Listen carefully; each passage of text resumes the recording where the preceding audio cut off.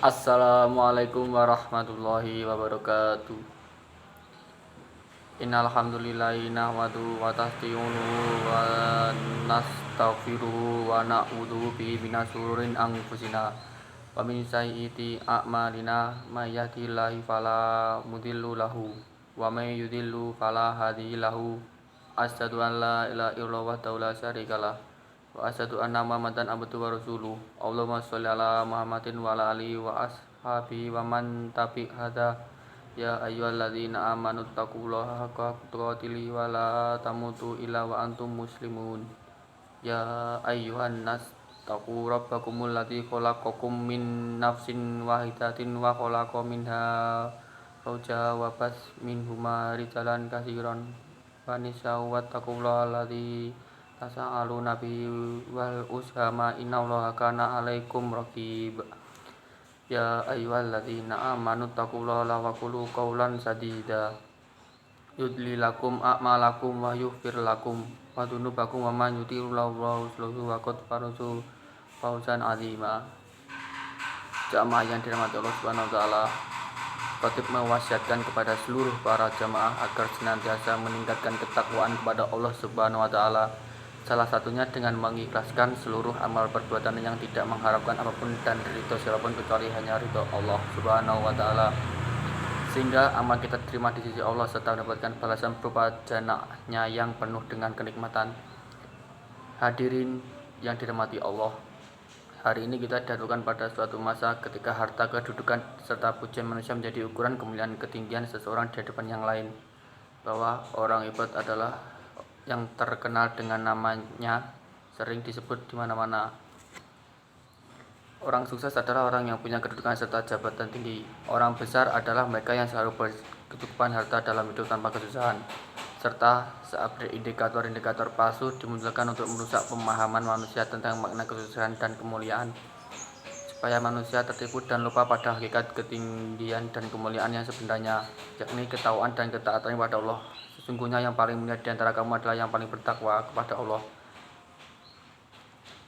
Akibatnya banyak orang yang akhirnya beramal hanya demi mencari ridho dan kerelaan manusia, tanpa peduli lagi pada pahala dan balasan dari Allah. Ashabul Jannah itu disenangi dan dikagumi serta mulia di mata manusia.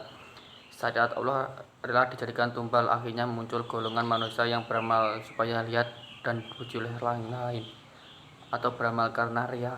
Mereka berbuat agar bisa menjadi objek pujian dan perhatian manusia dalam setiap amal yang mereka kerjakan, karena mereka menanggapnya sebagai upaya mengerjakan kesuksesan.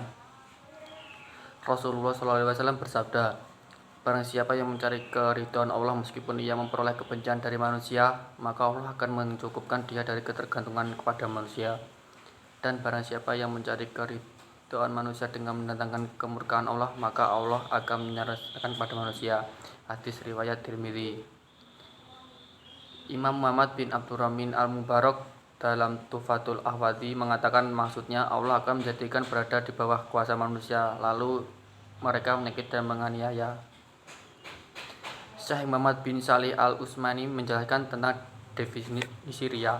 Ria adalah ibadahnya seorang kepada Allah, akan tetapi ia melakukan dan membaguskannya supaya dilihat dan dipuji oleh orang lain, seperti dikatakan sebagai ahli ibadah, orang yang khusyuk salatnya, yang banyak berinfak dan sebagainya.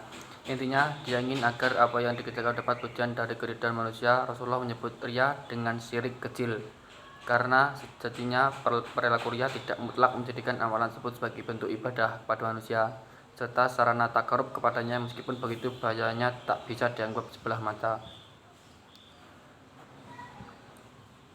Imam An-Nawawi dalam kitab Riyadhus Shalihin dalam bab tahrim ria atau pengharaman ria menyebutkan sebuah hadis yang dirawayatkan oleh sahabat Abu Hurairah. Dalam hadis tersebut Rasulullah bersabda tentang 3 orang yang pertama kali ini dihisab pada hari kiamat.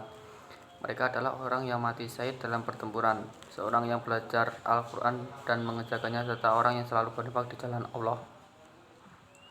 Bagaimana cara kita menjadi virus yang satu ini? Solusinya adalah dengan berusaha untuk ikhlas dan di setiap amal yang kita kerjakan, dan selalu berupaya protektif menjaganya, karena setan tak akan pernah menyerah untuk memberikan bisikan-bisikan demi menggoyahkan dan merusakkan keikhlasan seseorang agar manusia menjadi budak sesamanya beramal untuk kepuasan semuanya, serta menyampuradukan tujuan hakiki amal saleh dan tujuan batil.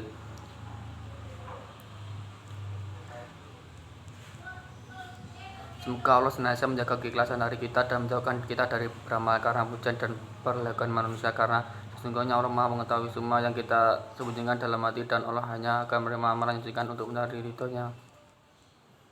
Innallaha wa malaikatahu yusholluna 'alan nabi ya ayyuhalladzina amanu shollu 'alaihi wa sallimu taslima.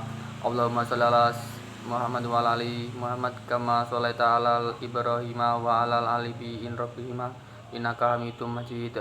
Wa baraka 'ala Mahdi wa 'ala al-Muhdi kama rabbaka 'ala Ibrahim wa 'ala ali Ibrahim innaka Hamidum Majid.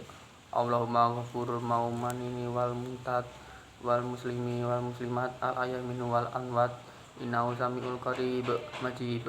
Atau Allahumma inna na'udzubika min tasyrika bika syai'an taflahu wa tastaghfir lahu tamla'an lahu. Rabbana atina fid dunya hasanah wa fil akhirati hasanah wa qina adzabannar. Subhana rabbika rabbil izzati amma yasifun wa salamun alal mursalin walhamdulillahi rabbil alamin.